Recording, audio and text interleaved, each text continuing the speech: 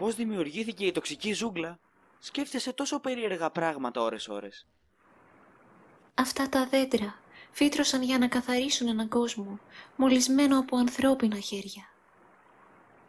Απορροφούν τοξίνες από τη γη, παράγουν καθαρούς κρυστάλλους, πεθαίνουν και γίνονται άμμος.